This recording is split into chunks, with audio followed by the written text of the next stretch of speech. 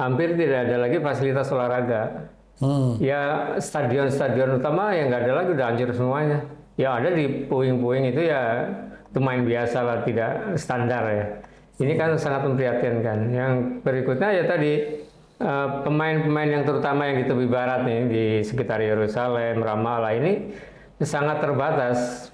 Tadi ada checkpoint segala macam sehingga bagaimana mungkin untuk main 2 kali 45 menit, tapi sebelumnya sudah dibikin tegang seperti itu sehingga ya bagaimana mau bermain cantik, mau bermain indah, sementara di persekusi segala macam ini kan padahal dia mau main bola bukan mau berperang. Nah, ini contoh bahwa Palestina perlu diperhatikan dalam hal ya terutama.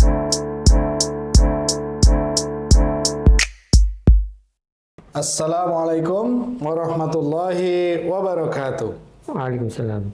Sahabat Minas semuanya, bagaimana kabarnya? Kembali lagi kita bergabung dalam program acara Suara Palestina, sebuah program yang membicarakan tentang bagaimana kita memperjuangkan Palestina dan Masjidil Aqsa dari penindasan, dari penjajahan Zionis Israel. Bersama guru kita tercinta, Ustadz Ali Farhan Sani Al-Madridi. Karena fans Madrid kan Al-Madridi itu. Apalagi Mourinho balik keren. Baik, sahabat Minas semuanya, kali ini kita akan berbicara tentang Piala Dunia dan solidaritas kemanusiaan. Karena kita kurang lebih tanggal 12 kemarin pembukaan Piala Dunia ya. Dan selama sebulan ke depan kita akan menikmati sajian perhelatan sepak bola terbesar di dunia, yaitu Piala Dunia ya. Nah, perlu sahabat Mina ketahui, dan ini merupakan sebuah deklarasi. Ustadz Ali Farhan Sani dan saya ini kebetulan sama. Kita sama-sama fansnya Real Madrid. Kalau Mas Randy fansnya Arsenal. Kita puasa dulu kemarin. Kalau Mas Sidik fansnya Madrid. Chelsea ya. Chelsea dia. Tapi kali ini kita berbicara tentang sebuah perhelatan, yaitu Piala Dunia, di mana kita melihat kalau sudah bicara tentang olahraga, apalagi ini sepak bola ya, kita melihat bersama bagaimana timnas dari negara-negara anggota memperlihatkan sebuah kerjasama, disiplin, semangat juang, yang itu mereka bisa bertemu dalam satu ajang tanpa membedakan warna kulit, membedakan bangsa, membedakan ras dan agama. Ini adalah bentuk sebuah solidaritas, sportivitas, menjunjung tinggi nilai-nilai kemanusiaan. Dan juara sejati tidak hanya ditentukan oleh keahlian skill saja, tetapi juga ditentukan oleh bagaimana sportivitas yang tinggi dan juga menjunjung nilai-nilai kemanusiaan. Seorang juara sejati tidak sekedar bisa mengalahkan lawannya, tetapi juara sejati adalah bagaimana dia bisa menjunjung tinggi nilai-nilai sportivitas. Kalau sebuah negara atau sebuah timnas dia main sepak bola, tetapi dia melanggar nilai-nilai kemanusiaan, dia menjajah negara lain, melakukan kecurangan-kecurangan, tentu itu sangat dilarang dalam sebuah dunia olahraga. Apapun itu, tidak hanya sepak bola. Maka dari itu sebenarnya pesan dari olahraga kali ini adalah bagaimana kita menjunjung tinggi nilai-nilai solidaritas. Nah, sekarang ini kita akan bicara tentang Piala Dunia dan solidaritas. Nah, Piala Dunia kali ini tuan rumahnya 3 negara, yaitu Amerika, Kanada, dan Meksiko. Tetapi paling banyak pertandingan ada di Amerika. Nah, kita semua tahu negara ini sebenarnya rasis nih. Kenapa? Karena tidak semua pemain bisa masuk. Bahkan kemarin yang viral itu wasit asal Somalia yang dia sudah mengantongi surat untuk bisa menjadi wasit, tapi ternyata ditolak masuk di Amerika. Visanya gagal. Oleh karena itu kita akan bahas bagaimana Piala Dunia ini dan hubungannya dengan solidaritas kemanusiaan. Palestina, ya. Ustaz, bagaimana mengawali ini itu, Ustaz? Kita mengawali dari yang ringan-ringan dulu. Prediksi nih. Oke. Kalau prediksi dengan keinginan beda ya. Kalau keinginan ya pengennya sih kita negeri yang muslim ya. Tapi faktanya kan peserta atau ya dari negeri muslim yang dari Arab atau dari Afrika itu kan peringkatnya mungkin lebih banyak di atas 20-30 dunia. Kecuali Maroko yang peringkat 7 ya. Di bawah Brazil 6 ya. Jadi artinya kita berharapnya Maroko membuat kejutan. Ya kan semifinal 2024 ya. Nah, namun memang cukup terjal. Tapi kalau melihat peta kekuatannya ya tampaknya 4 besarnya masih di Argentina, Brazil, Prancis ya. Atau mungkin nanti Jerman yang kemarin tampil luar biasa. Ini sementara ya. Kalau dukungan kita pengennya sih Maroko kalau dan pemain Maroko kan di berbagai tempat ada di Liga Inggris, ada di Liga Jerman. Jadi artinya punya modal yang cukup lah. Dan satu lagi Spanyol yang walaupun di pertandingan pertama agak mengecewakan ya. Kenapa saya termasuk mendukung Spanyol karena berdalam diri Spanyolnya dukung Palestina. Oke. Termasuk pemainnya Yamal dari Barcelona kan ketika memenangkan La Liga dia mengibarkan bendera Palestina. Itu juga kan ada rasa gitu buat kita tentang Palestinanya itu Mas Wid. Iya. Tapi berarti Ustaz nih dukung siapa nih? Dukung negara mana? Ya Spanyol ya. Spanyol. Sama Maroko ya. Spanyol dan Maroko. Iya. Kalau saya masih Prancis nih. Kenapa Prancis? Iya. Karena di sana ada banyak pemain Muslim. Iya betul. Muslim. Dan juga Prancis itu sebenarnya gini Ustaz, kalau keberpihakan ya. Jadi kalau di Eropa itu dikenal seandainya Eropa itu Indonesia gitu loh, maka Prancis itu orang Jawanya. Oh, iya. Karena dikenal di Prancis itu dikenal orangnya ramah-ramah. Terus banyak imigran di sana dan selama ini Prancis menjadi tuan rumah bagi banyak imigran gitu ya. Termasuk Palestina ya. Termasuk Palestina, termasuk dukungannya termasuk bagus sih terhadap Palestina, Perdana Menteri Prancisnya juga. Hanya memang pemerintahannya masih anti. Oh iya. Tapi kalau rakyatnya kita tidak meragukan. Rakyat Prancis banyak yang mendukung gitu ya. Nah, saat terkait dengan perhelatan Piala Dunia di Amerika saat ini, apa komentar Ustaz tentang tuan rumah nih?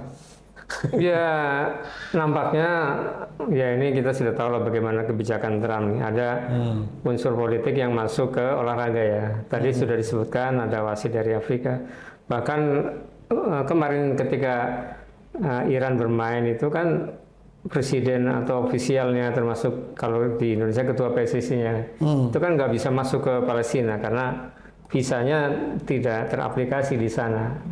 Padahal dia kan sebagai satu ofisial sepak bola ya, tidak ada tujuan politik atau apa. Dia memang untuk sepak bola. Ini kan patut dipertanyakan, wasit juga demikian. Dan baru sehari kemudian berita yang terkini di Ina juga sudah kita angkat tim sepak bola. Ini kan Iran mainnya mestinya di Meksiko ya, tapi karena pembukaan di Amerika, malamnya dia main di situ. Tapi malamnya langsung ya bahasanya diusir atau disuruh pergi untuk kembali ke Meksiko. Padahal kan mestinya istirahat sehari karena besok mau bertanding. Ini artinya kan secara psikologis pemain-pemainnya mengatakan ini cukup melelahkan. Jadi kan tidak mungkin langsung suruh pergi. Pasti ada intervensi dari penguasa katakanlah begitu. Jadi ini juga kurang fair menurut saya karena ini kan sepak bola perhelatannya, bukan perhelatan politik atau demo bukan kan. Nah itu yang sebagian saya lihat ya nanti kita akan lihat bagaimana perkembangan berikutnya. Apakah ada unsur-unsur yang seperti itu lagi? Kalau masih ya sangat disayangkan untuk fair play ya sebuah perhelatan yang tadi memang disaksikan seluruh dunia. Ya. Memang kalau berita hari ini Iran itu menjadi tim yang paling nelongso di antara peserta-peserta lainnya. Tapi kemarin Iran mampu memberikan perlawanan kepada Selandia Baru cukup bagus, Tat. Dan hasilnya imbang ya. Sama Dua-dua. Belgia ya, Pak? Selandia Baru. Oh iya, New Zealand. Oke. Bagus mainnya. Iya.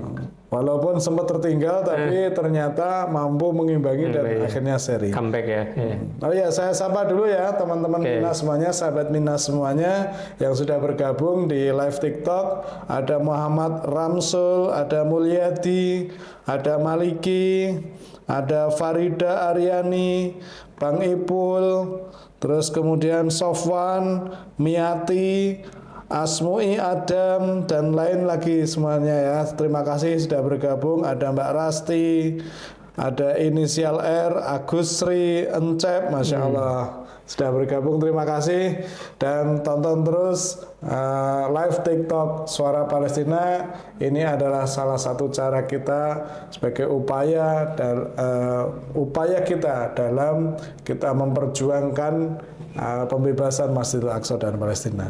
Kembali lagi ke Piala Dunia, Nusat. Bagaimana sebenarnya Piala Dunia ini atau olahraga ini dihubungkan dengan kemanusiaan, Nusat?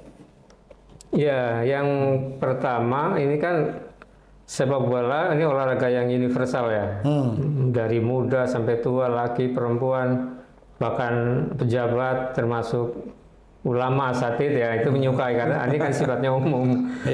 Termasuk kita kan punya dari funnya ke siapa. Jadi artinya sifatnya umum semuanya, tidak pokoknya lintas agama, lintas negara, lintas usia dan pekerjaan. Nah karena ini menjadi lintas umum sehingga terutama pemain, kalau negara sih enggak kayaknya, pemain itu biasa melakukan ekspresi atau selebrasi atau apalah itu yang dilakukan sehingga ada nilai kemanusiaan seperti tadi di awal kita sampaikan, seperti Lamine Yamal, pemain muda 20 tahunan yang wonderkidnya Barca ya, itu kan ya entah itu refleksi langsung atau memang sudah direncanakan, tapi yang jelas dia mengibarkan bendera Palestina di atas bisnya ya, waktu membawa piala La Liga ya. Ini menunjukkan bahwa ada ekspresi yang dia ingin sampaikan, kan tidak langsung tiba-tiba, kan pasti dia punya pemikiran. Demikian juga Mo Salah yang sebenarnya di Liverpool, sekarang udah pindah ya ke Persib kemana? Itu juga sama, ketika ada pemain bola dari Palestina ya, yang Pelenya Palestina ditembakkan ya oleh Zionis, ya komen, artinya mana pernyataan FIFA ingin mengkritik, mestinya ada pernyataan bahwa ya kecaman tak apa, tapi pernyataannya enggak, ya biasa-biasa. Dia artinya nilai kemanusiaan Mo Salah sebagai pemain bola, walaupun dia bukan dari Palestina, dari Mesir, tapi dia ingin menggugah ini loh, ada sesuatu yang ya memang di luar sepak bola, tapi kan ya semua juga manusia, jadi ingin ada perhatian dunia lah. Sama seperti di Irlandia itu, hampir sebagian besar klub-klub Irlandia itu ya kalau ada pertandingan dia sudah biasa mengibarkan bendera Palestina. Memang nggak ada kaitannya, yang Palestina juga nggak main di situ, tapi ingin menunjukkan kepada dunia ini loh, kita sifatnya universal, Palestina juga universal, kita berhak mendukung Palestina yang apalagi sekarang itu banyak pemainnya ratusan yang gugur ya ditembak. Kemudian fasilitas olahraganya ya hampir hancur semua ya, terutama di jalur Gaza. Ini pesan kemanusiaan yang ingin disampaikan oleh baik itu pemain ataupun supporter, itu untuk menunjukkan bahwa ada sebuah negara yang kita semuanya bebas euforia dengan berbagai fasilitas olahraga, tapi ada sebuah negara yang belum diakui, kemudian fasilitas olahraganya dihancurkan di depan mata dunia. Itu yang sebenarnya hendak disampaikan, yaitu panggilan nurani kemanusiaan yang mau ditahan-tahan gimana itu di depan mata. Nah itu yang saya lihat, nilai-nilai solidaritas kemanusiaan yang ditampilkan di sepak bola oleh pemain ataupun supporter biasanya ya. Kalau negara manajemennya jarang gitu. Ya, jadi sebenarnya begini sahabat Minas semuanya, di dalam sebuah pertandingan sepak bola atau olahraga lainnya, pasti semuanya itu menjunjung tinggi yang namanya fair play. Ya, Ustaz ya. Fair play itu bagaimana masing-masing baik individu atau tim menjunjung tinggi nilai-nilai sportivitas, menjunjung tinggi nilai-nilai kemanusiaan dan jujur, menghargai orang lain, menghargai tim yang menang, menghargai tim yang kalah. Itu sangat dijunjung tinggi dalam sebuah olahraga, apalagi sepak bola. Nah, kalau sebuah permainan, sebuah tim tidak fair play, dia melakukan kecurangan-kecurangan, dia tidak menghargai, tidak menghormati tim yang lain, tentu ini tidak layak untuk menjadi peserta dalam sebuah perhelatan olahraga, kan begitu.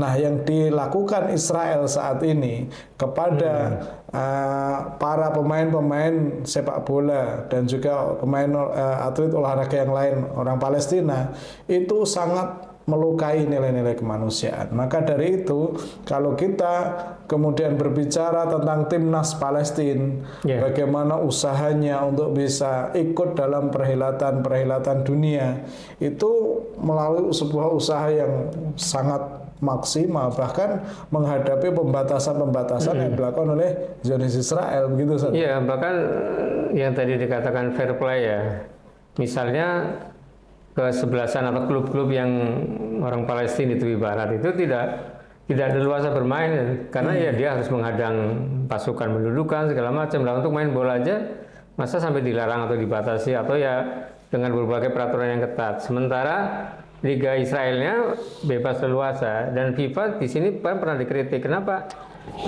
Israelnya tidak diskor atau dikenakan sanksi karena dia tidak menghargai tadi klub-klub yang ada di Palestina. Sementara Rusia ketika menyerang Ukraina langsung di-ban ya.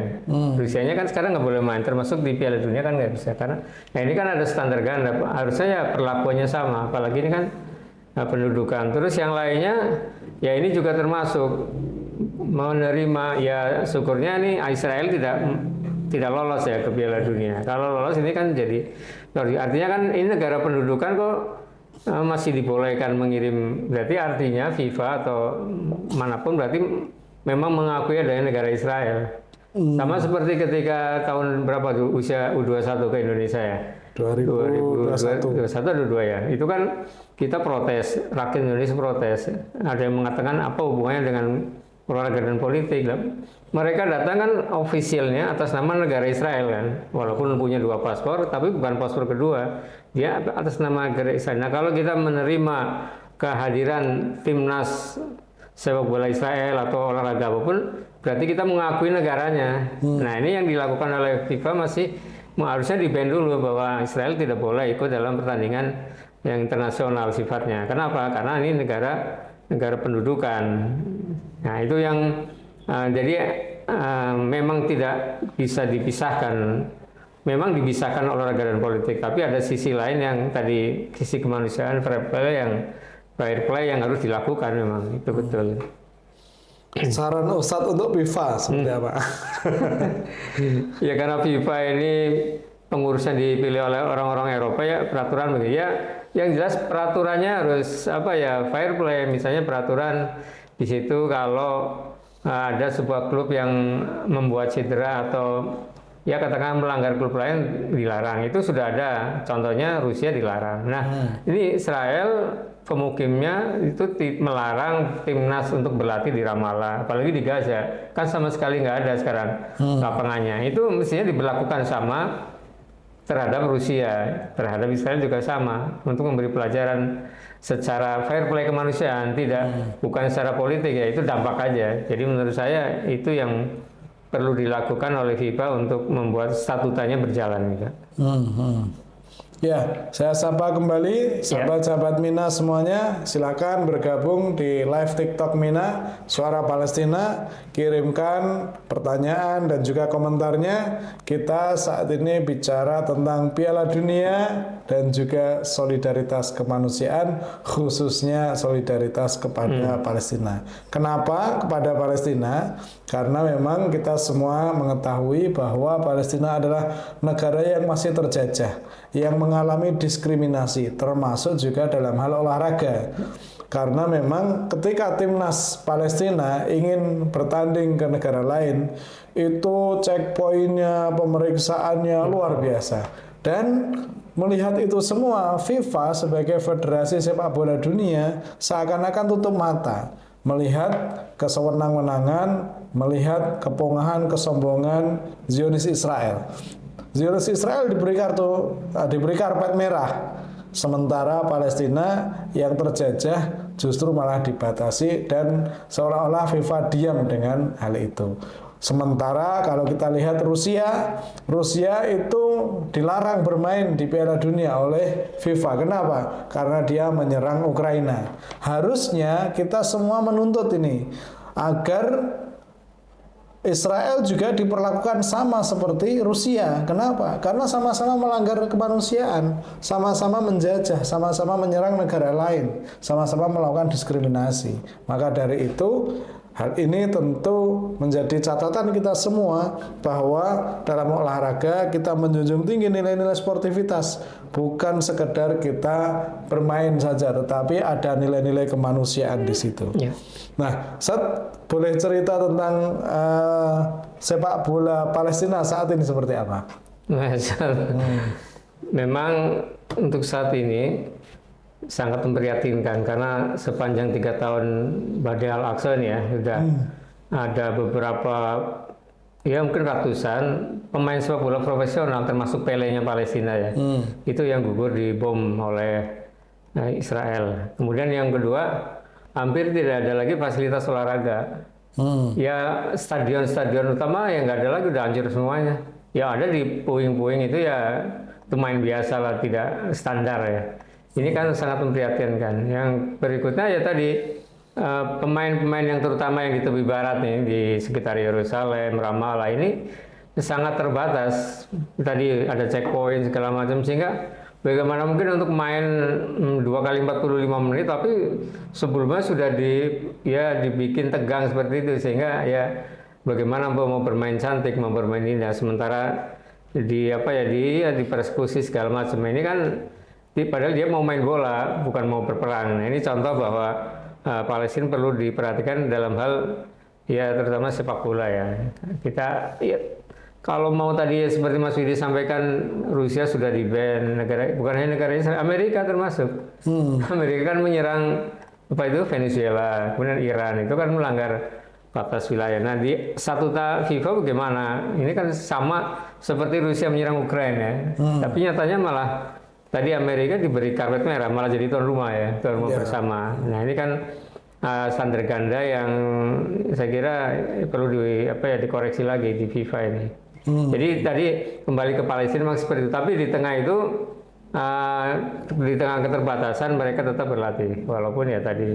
Dan yang menarik lagi, kemarin mungkin 2-3 hari lalu Mina juga sudah mempublish bagaimana peserta perempuan Palestina tetap berlatih. Ini yang disabilitas nih, yang tangannya ini, mohon maaf, tangannya potong satu, kakinya pakai kaki palsu, itu khusus olahraganya ada, dan mereka memang semangat berlatih untuk mengangkat nama Palestina di dunia internasional melalui jalur olahraga.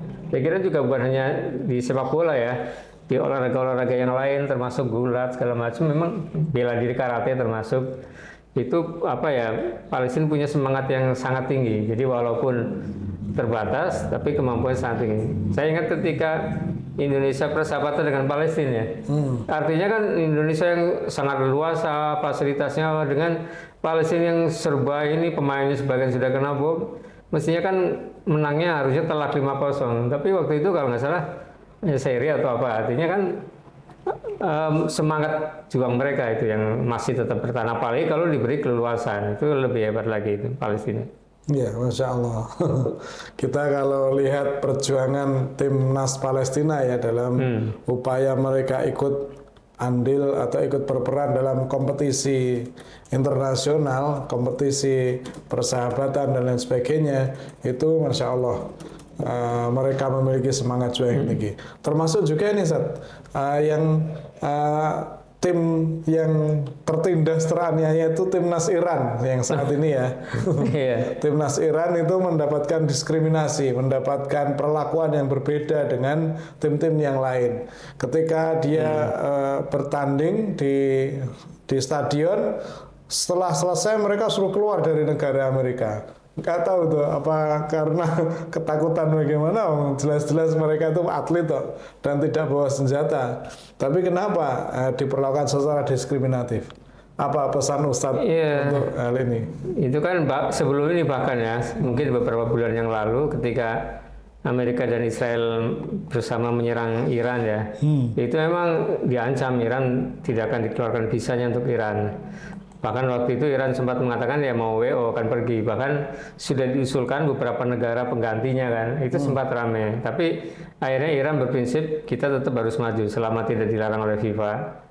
Ya kalaupun nanti dilarang paspornya masuk ya itu urusan lain. Yang penting kita terbukti akhirnya bisa masuk walaupun tim ofisialnya tidak bisa masuk semua ke Amerika karena visanya dicekal ya. Misalnya ketua federasinya atau kalau kita ketua PSSI-nya ya, ketua kepalanya, kecuali pelatih sama tim ofisial. Dan ini kan gimana ya? Menurut saya kurang fair play juga sebagai tuan rumah. Ini kan main bola, mestinya tuan rumah ya memperlakukan peserta sama dengan yang lain. Ya, termasuk tadi perlakuan terhadap pemain-pemain Iran yang harusnya ya selesai malam main selesaikan mestinya nginep dulu kan untuk pertandingan, disuruh pulang ke Meksiko, padahal kita tahu perjalanan ke Meksiko lumayan jauh juga itu, bisa 2-3 jam kan naik kendaraan.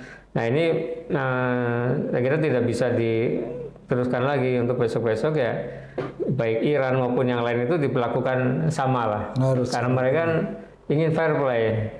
Itu dia, tapi ya saya salutnya Iran tampil luar biasa kemarin ya, sehingga bisa 2-2 ya kalau nggak salah. Ya, walaupun sempat kalah, comeback lagi menang. Jadi artinya di tengah tindasan atau tekanan seperti itu dan ketidakbugaran, sehingga pelatih mengatakan ada beberapa pemain yang ya semacam kayak cederanya kelelahan sehingga cukup luar biasa bisa menahan seri New Zealand. Apalagi nanti kalau Iran lolos ke babak selanjutnya. Ini kalau saya memprediksi ini kalau misalnya Iran itu di grup G ya dia runner up, terus di grup D-nya Amerika juara, itu bisa bertemu tuh.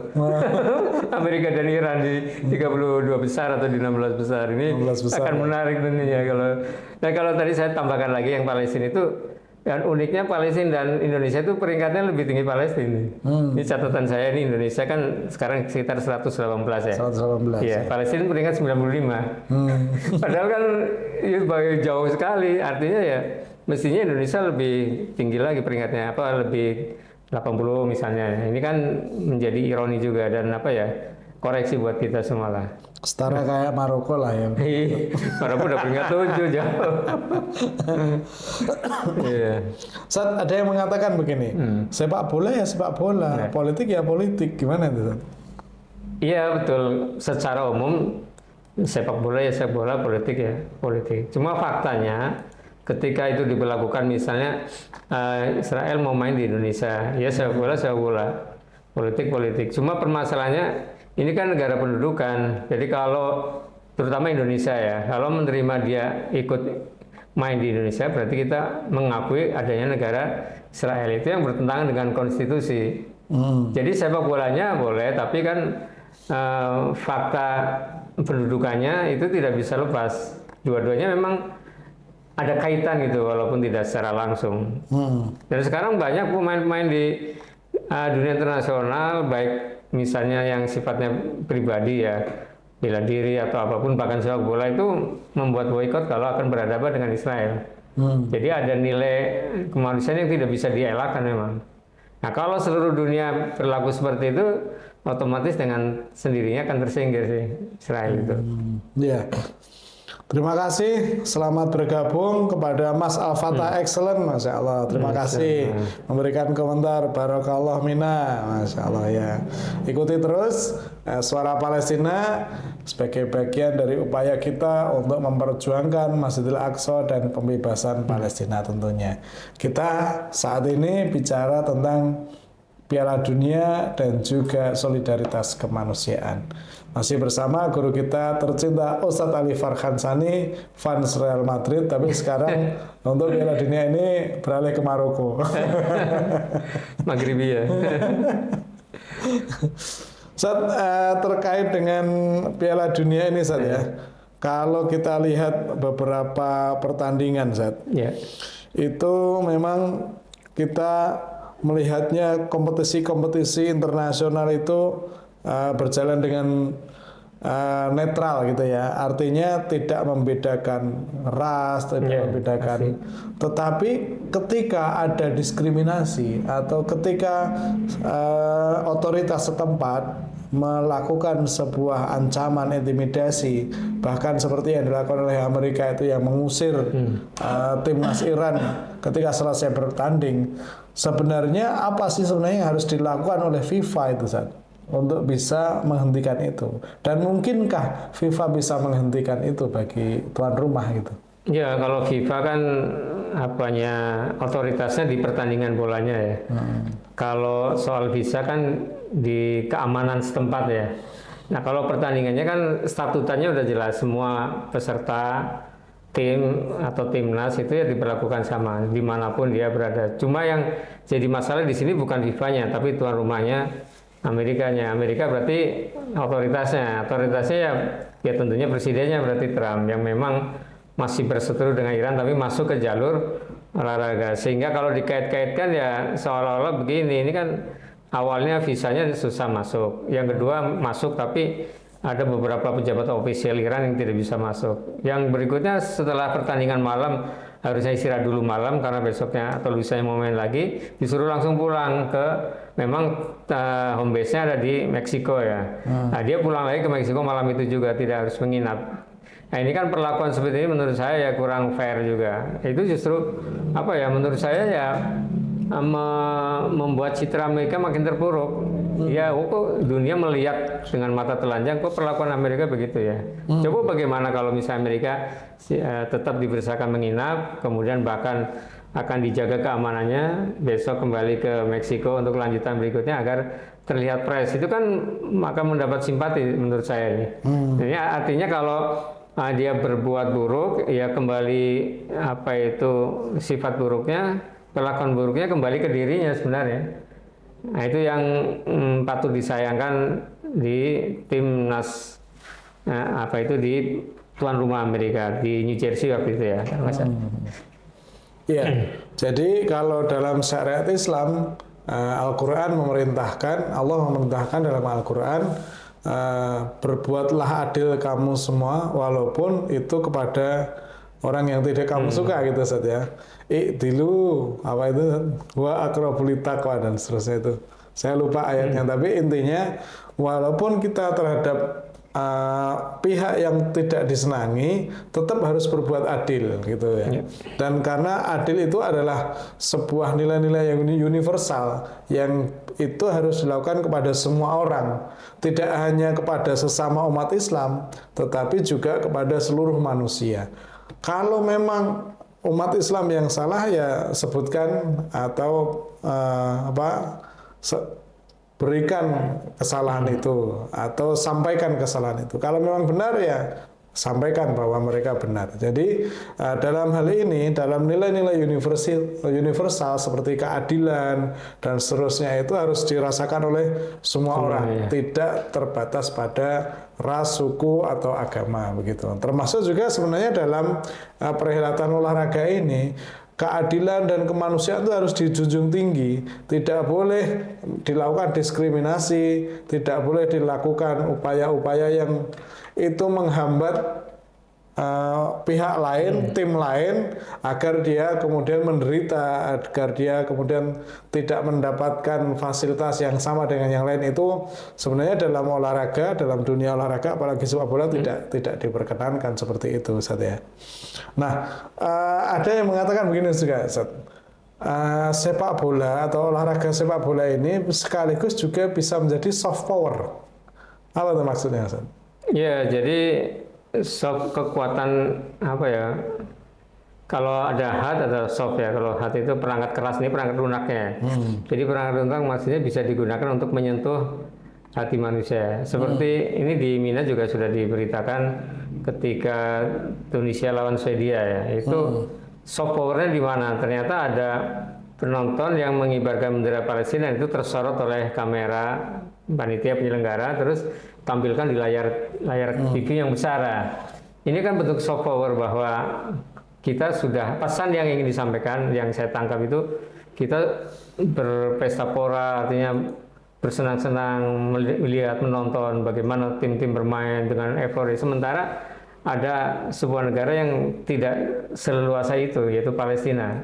Jangankan seperti itu, untuk main aja di dalam tekanan pendudukan, lapangan-lapangan dihancurkan. Ini yang saya lihat pesan yang ingin disampaikan oleh tadi ya, termasuk yang Yamal sebelumnya di Barca. Jadi artinya bola itu bisa menjadi pesan soft power ya, pesan yang ya tidak ekstrim ya. Seperti juga Mo Salah ketika mengkritik FIFA, kenapa tidak membuat pernyataan mengecam Israel yang menembak ya pemain bola Palestina itu ya. Itu kan sebuah pesan bahwa lewat bola pun bisa suara itu disampaikan. Nah, itu yang saya tangkap dari pesan soft yang ada di sepak bola ya.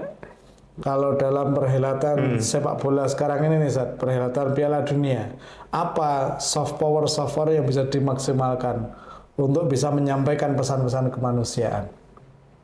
Yang pertama tadi dukungan untuk Palestina. Yang kedua kebebasan beribadah ya. Ini yang menarik nih, ketika pelatih mana itu Senegal ya kalau nggak salah ya. Jadi ketika ya ini dia ada datanya, pelatih Senegal ketika bermain di New Jersey ya atau di Amerika, dia dalam konferensi pers ada yang menanyakan kan situasinya musimnya kan panas ya, sehingga pada nanti dimungkinkan untuk sholat Jumatnya tidak perlu ke masjid, artinya ya cukuplah sholat zuhur. Tapi pelatih Senegalnya Pape Thiaw mengatakan kami akan tetap mengusahakan sholat berjamaah di masjid, terutama sholat Jumat berjamaah. Nah, ada yang menanyakan bagaimana kalau bertepatan dengan pertandingan, misalnya Senegal melawan mana tuh. Dia pelatihnya, kami tidak jadi soal kehilangan mungkin di WO tidak bermain daripada harus kehilangan ibadah sholat Jumat berjamaah. Ini kan ada pesan kemanusiaan sekaligus pesan keagamaan bahwa dalam hal seperti itu pun keagamaan harus dihormati. Nah sekarang sudah terbukti di beberapa liga Inggris atau Prancis apalagi itu kalau bermain pada bulan Ramadan sore misalnya, permainan belum selesai, terus tiba waktunya kumandang adzan. Itu walaupun kurang 15 menit, itu wasit memberikan waktu untuk free untuk berbuka puasa, walaupun hanya mungkin 5 menit ya, cukuplah untuk minum, sekedar minum. Mempersilahkan pemain muslim untuk turun minum, ya semuanya tentu ikut minum. Nah ini menunjukkan ada apa ya pesan yang bisa disampaikan pada waktu permainan sepak bola. Termasuk yang tadi yang diperlakukan oleh Iran, itu juga pesan yang harus disampaikan, jangan hanya untuk Iran, semua peserta punya hak keamanan yang sama, sehingga tuan rumah itu menjadi dihormati. Saya kira banyak lagi lah pesan-pesan yang bisa disampaikan melalui kegiatan sepak bola. Dan buktinya para pemain, ini kan pemain muslim, saya catat ini, beberapa pemain muslim yang bermain di Piala Dunia kan cukup banyak ya. Bahkan kalau negara muslim, katakanlah negara muslim mayoritas, ini ada sekitar 14 negara mayoritas muslim ya. Tadi ada Iran, ada Mesir, ada Yordan, ada Arab juga ikut ya. Qatar ya, Maroko apalagi. Itu artinya sebenarnya peluang prestasi negara muslim itu cukup besar.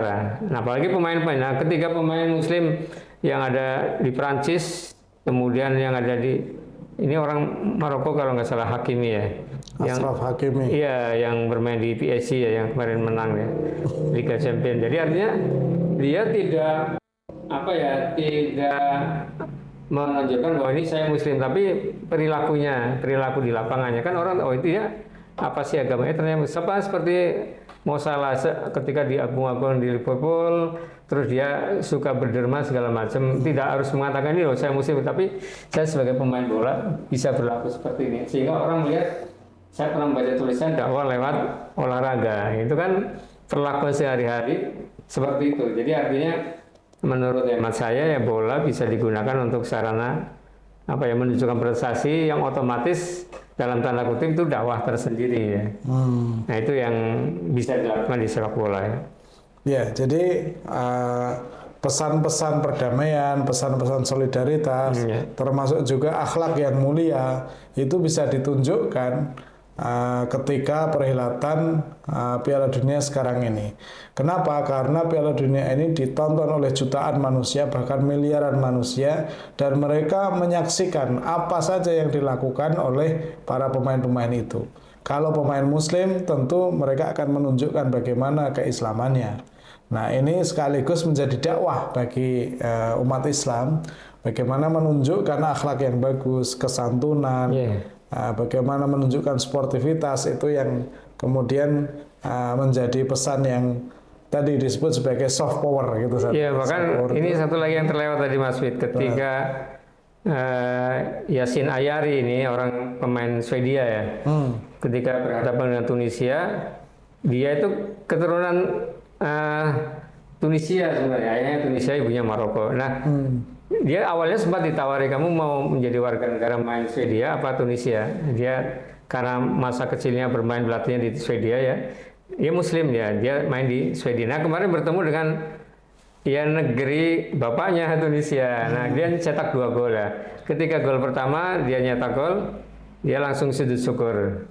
Tidak melakukan selebrasi lari ke pinggir lapangan enggak. Dan yang kedua ketika nyetak gol, dia hanya begini aja. Jadi artinya menunjukkan saya tidak tega memasukkan gol ke Tunisia, ini negeri bapak saya. Tapi karena saya sportivitas, dijaga membela negara Swedia yang memang paspor negaranya itu ya. Tapi dia tidak ingin mengatakan, saya Tunisia saya menang nggak, tapi dia seolah-olah mengatakan saya minta maaf nih, saya tidak memasukkan gol ke gawang tuan rumah bapak saya sendiri. Tapi karena fair play saya harus melakukan profesional sebagai pemain, dan itu justru mendapat simpati dari orang Tunisia sendiri. Oh ini, bahkan mereka merasa bangga, saya punya pemain atau warga keturunan sini lah ayahnya, walaupun bermain di Swedia, tapi perilaku di lapangannya simpatik. Ya justru itu yang didapat, sama seperti tadi Mo Salah juga begitu Mas. Jadi ini lagi-lagi pesan soft yang bisa disampaikan di lapangan. Ya, apakah pemain, atlet dan juga tim dalam hal ini bisa bersikap netral dan menunjukkan sikap-sikap mendukung kemanusiaan? Apa saja yang sebenarnya bisa dilakukan? Ya kalau berkaca misalnya ke Cristiano Ronaldo ya, memang selama di lapangan dia tidak menunjukkan apapun dukungan segala macam, enggak, kibar bendera Palestina enggak juga, tapi dia punya ya mungkin lingkaran yayasan atau foundation yang dia memberikan donasinya untuk orang-orang yang memerlukan. Sama seperti pemain-pemain yang dari Afrika terutama ya, itu ada Kona, siapa itu dia apa ya, yang sekarang main di Liga Arab sama Ronaldo siapa tuh? Benzema. Iya, yang di Al Nassr itu. Itu orang Afrika tuh. Yang sering ngasih umpan ke Ronaldo tuh. Dia punya yayasan di Afrika, yayasan Muslim, dia sumbangkan uangnya karena dia merasa dulu saya ya masa kecilnya terlunta-lunta seperti itu, sekarang saya sudah jadi pemain dunia dan punya uang, dan dia sisihkan uangnya itu untuk membantu kemanusiaan di negara, untuk orang-orang yang tidak bersekolah, dikasih fasilitas sekolah segala macam, bahkan diberi lapangan ya, alat-alat olahraga. Ini menunjukkan bahwa sikap seperti itu pun bisa dilakukan oleh para pemain bola, tidak menghambur-hamburkan uangnya untuk foya-foya, katakanlah begitu ya. Nah ini kan orang-orang yang berkelas seperti ini akan semakin menjadi apa ya, contoh buat dunia, bahwa lewat olahraga pun saya bisa berbagilah untuk yang lain. Saya kira itu bisa dilakukan oleh ya pemain manapun lah. Mo Salah juga demikian, dia ada yayasan tersendiri yang untuk menyalurkan bantuan-bantuannya. Kalau kita berkaca dulu waktu Piala Dunia, kita bandingkan dengan Piala Dunia sebelumnya di Qatar itu ya. Qatar ya. Itu kita melihat bahwa banyak supporter-supporter yang menunjukkan keberpihakannya kepada Palestina. Dan ketika ada penonton-penonton dari Israel, terus kemudian itu kan dicibirin gitu.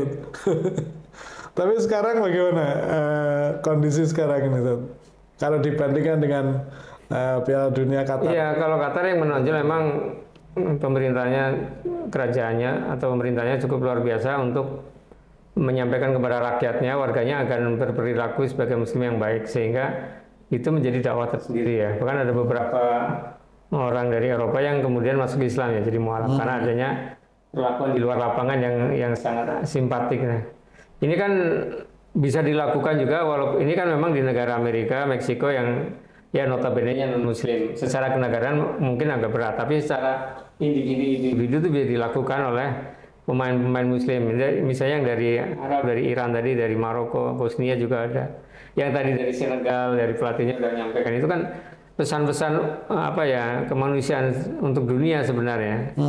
Nah, saya berharap juga ke para pemain muslimnya nih, ada Hakimi di PSG, ada ini penggemar MU siapa nih?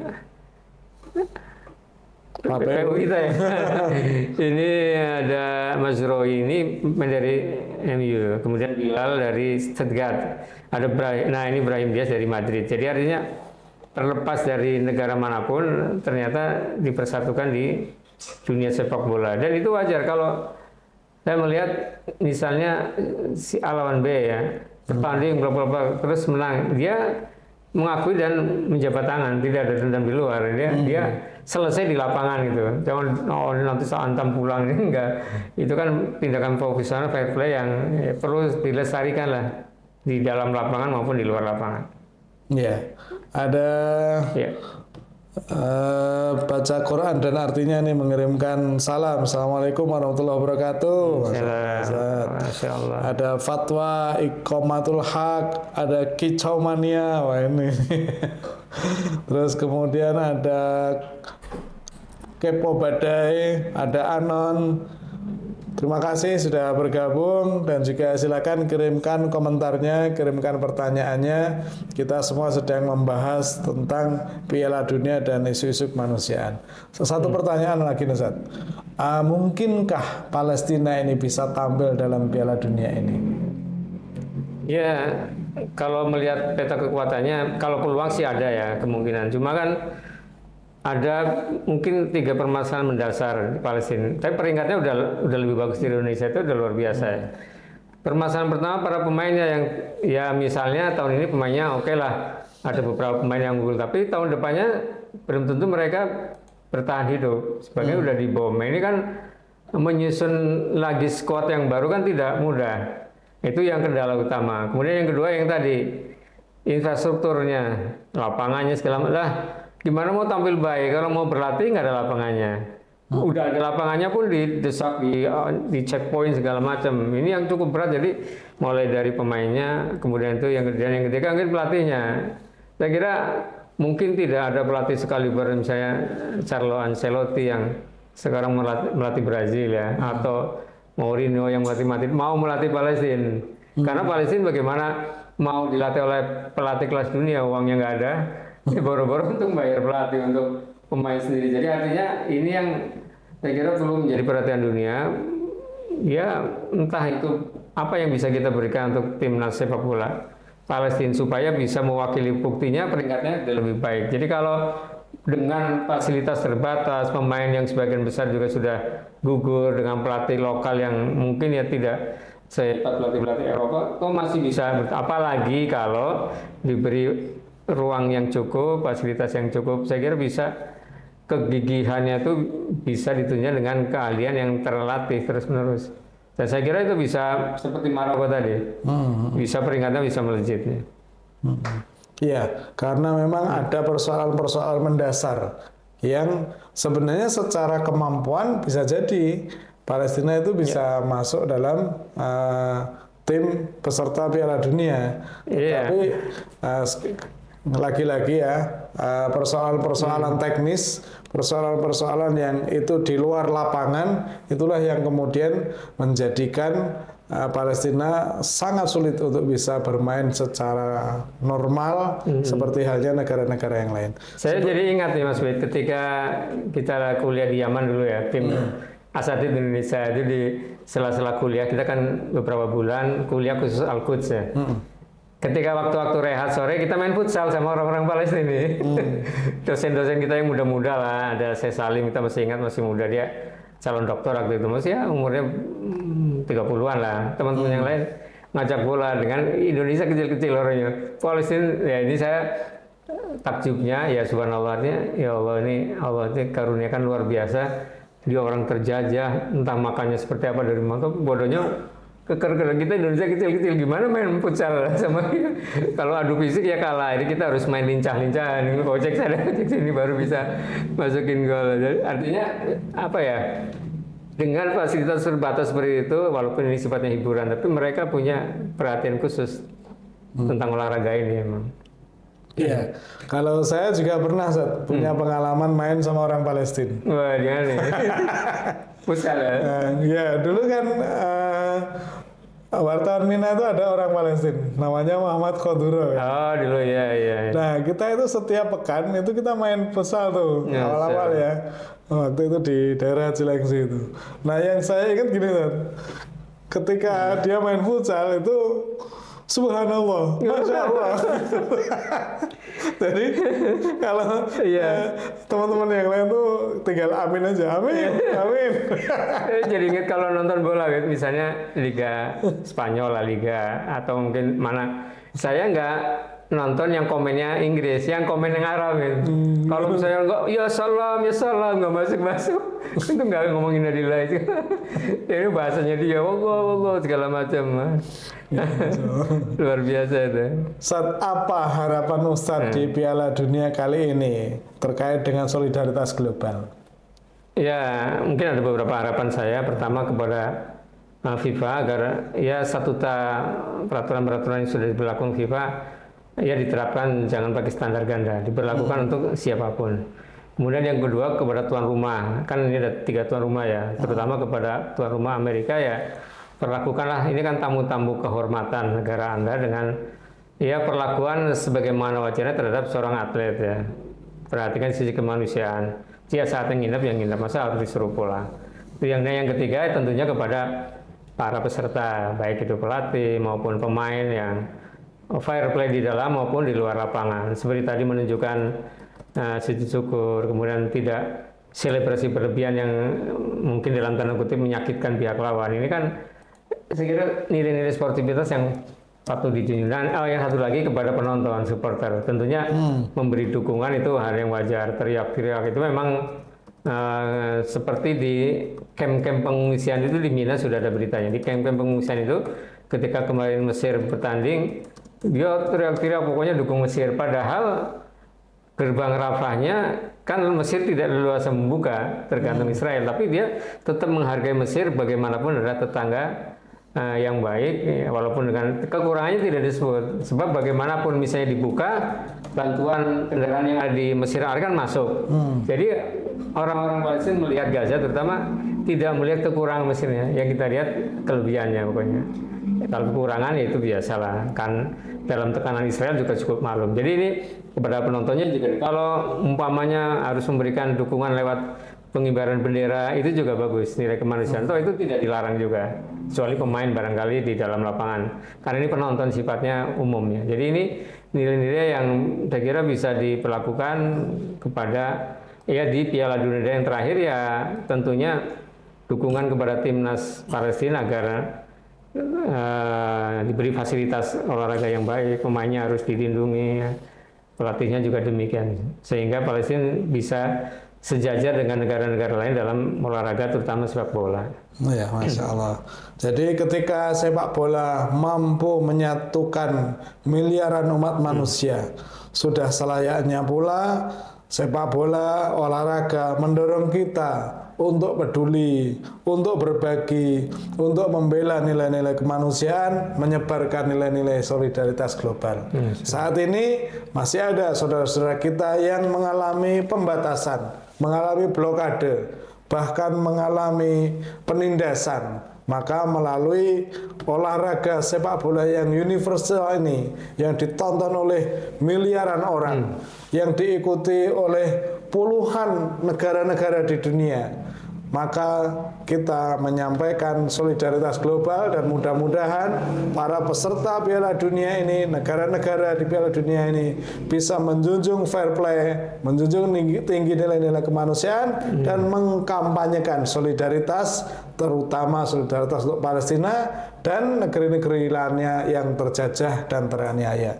Masih banyak negara-negara atau masyarakat yang terjajah teraniaya selain Palestina. Ada Rohingya, ada Kashmir, ada negeri-negeri yang lain yang itu juga mengalami penindasan. Maka di momen Piala Dunia ini kita menyampaikan solidaritas global. Mudah-mudahan dengan ajang Piala Dunia ini masyarakat internasional semakin menyadari betapa pentingnya solidaritas kemanusiaan, betapa pentingnya solidaritas global, dan ini menjadi nafas, menjadi ruh bagi sebuah olahraga.